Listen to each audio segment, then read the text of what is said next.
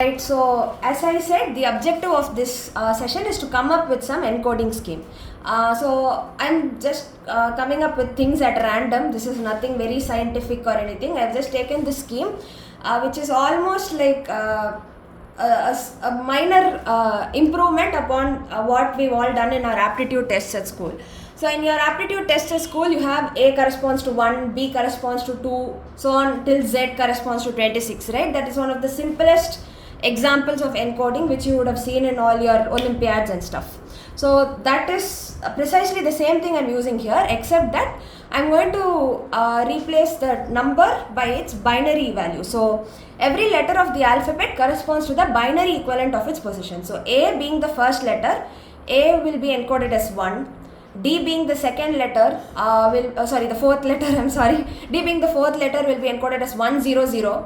Why 100? Because if you remember, 4 in the binary system is depicted as 100. E being the fifth letter will be 101. G being the seventh letter will be 111, so on. T being the 20th letter, 10100. You can check that this is the binary representation of 20 and so on. So basically for every letter, I calculate its position in the alphabet. I convert that to binary form, that particular number to binary form, and that is the mapping or the encoding for that character. So this is one scheme I have come up with. Now I want you to note that I have not used any greedy choices or any algorithm design at all here. This is just a very naive brute force encoding technique which we all learnt in high school, to which I just added this twist of including the binary with it. So this is the initial scheme I have come up with. Now note that this is called variable length encoding, because if you look at this, A is encoded as 1, it requires only 1 bit. D is 100, which means 3 bits. T is 10100, which needs 5 bits, and so on. So every character does not need the same number of bits in the encoded version. Whereas if you look at ASCII, every character needs 7 bits. So that is fixed length encoding.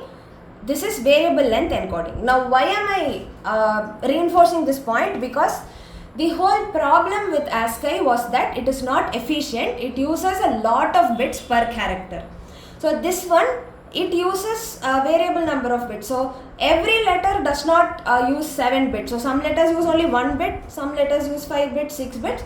So compared to ASCII, this looks a little more efficient.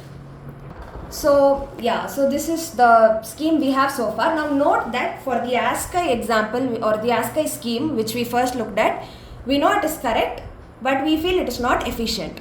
Now for this example, which let us call it the binary encoding scheme, for example, which is just a random name I came up with, we know it is efficient. At least compared to ASCII, it is better, more efficient. But is it correct?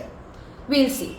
Now this is a message given to you in this encoding scheme 10011, and the spaces they don't mean that you have to break there or anything. It's just I've just put it there to differentiate between the digits and for clear visibility. So the message given to you is 10011, and this is the scheme. I ask you to decode it. Now if you split it as 10011, it becomes fourth letter, first letter, so it is DAA. Whereas if you split it as 10011, it becomes fourth and third, which is DC. Or if you take the whole thing as one unit, this corresponds to 19, and the 19th letter is S, if I am not wrong. So it becomes S. So you see that for the same input, for the same rules, there are multiple ways or multiple outputs possible depending upon where you choose to break.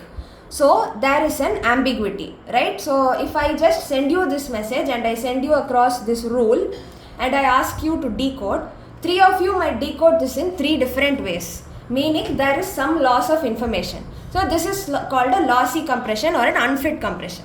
So again, going back, ASCII was correct but not efficient. This binary whatever that we came up with is efficient but not correct, right? So we cannot use either of these. So our objective in this session is to come up with an encoding technique only for the 26 letters of the English alphabet for simplicity, such that this technique uses as few bits overall as possible. So instead of saying 7 bits for every character, some characters 1 bit is sufficient, some characters 3 bits, 4 bits.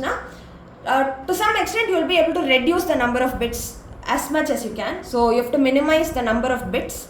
At the same time, this kind of ambiguity should not happen. It should be lossless. So this is our objective.